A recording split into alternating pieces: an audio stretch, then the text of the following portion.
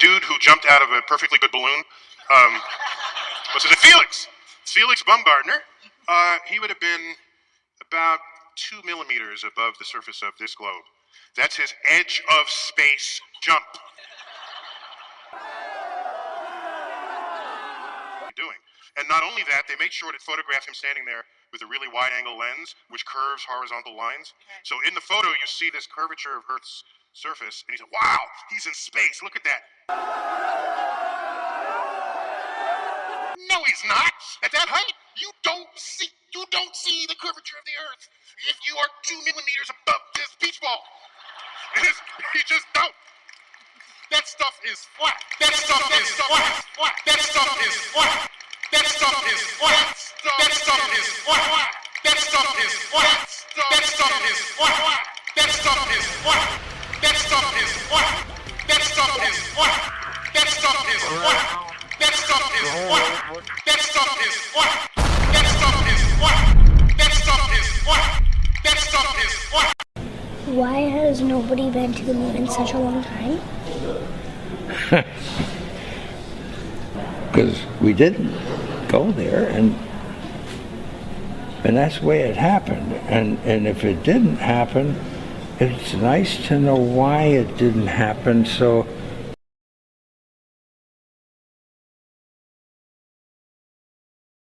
because we didn't go there, and that's the way it happened. And if it didn't happen, it's nice to know why it didn't happen. So now, one thing I really want your generation to embrace is that the Earth is a closed system.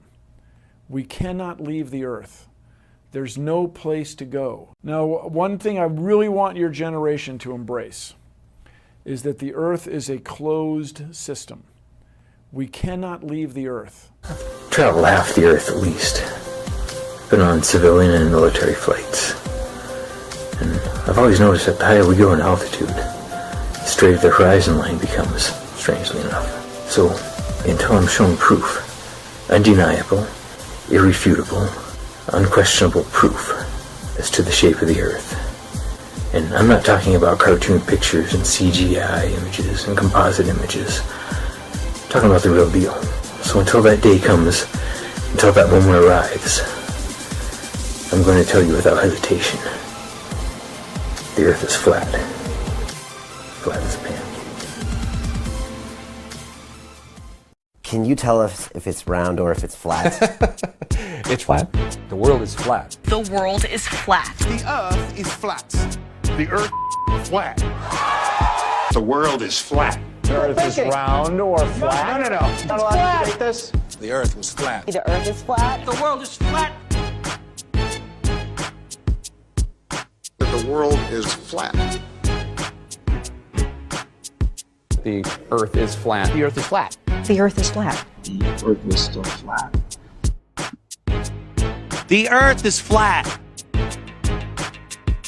The Earth is flat. The world is flat. The Earth is flat. How do we know the Earth is not flat?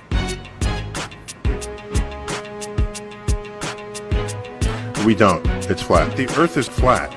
The Earth is flat. Space is fake. The world is flat. Do you understand what I'm saying?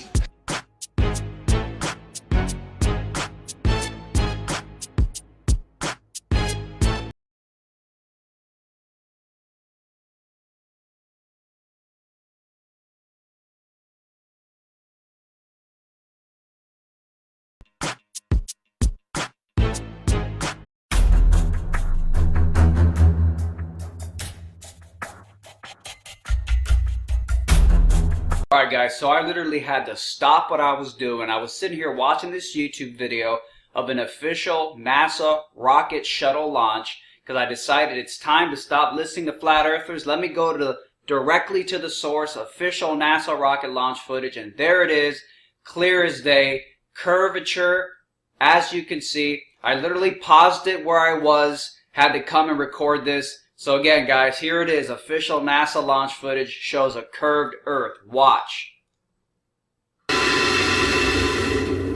Curved.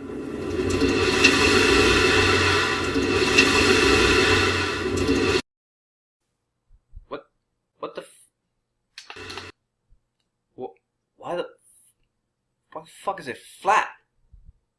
The fuck? Come on. It's fucking concave all of a sudden. What the? Hold up. This is horseshit. This is official NASA rocket launch footage. It's curved. There's your proof. But like, oh, fuck. Admiral Byrd, he actually did four expeditions, and most of them were military expeditions with huge military groups. You know, thousands of people, you know, planes, boats, the works. And yes, he confirms in an interview that he discovered a land, a continent as big as the continental United States out there, that was with warm water lakes and mountains and everything, that was completely uninhabited.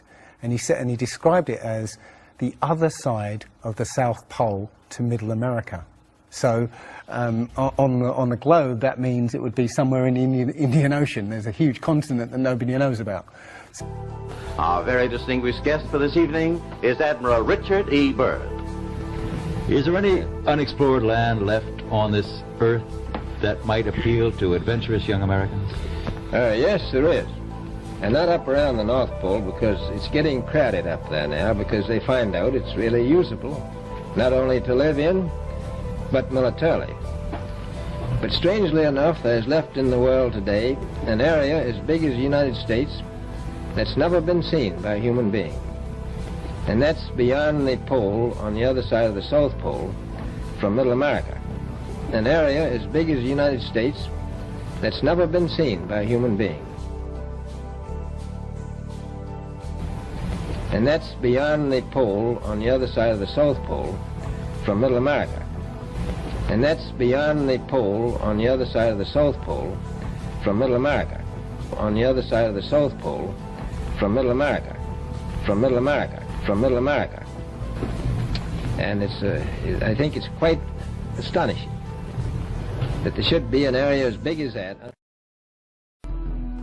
The other thing is that, you know, we have senses to be able to sense acceleration.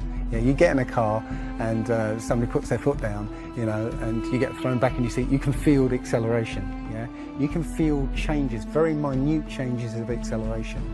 So how is it that if you live up here in Macedonia, yeah, which is spinning at maybe 700 miles an hour, yeah, because the speed it's spinning is slower than this speed.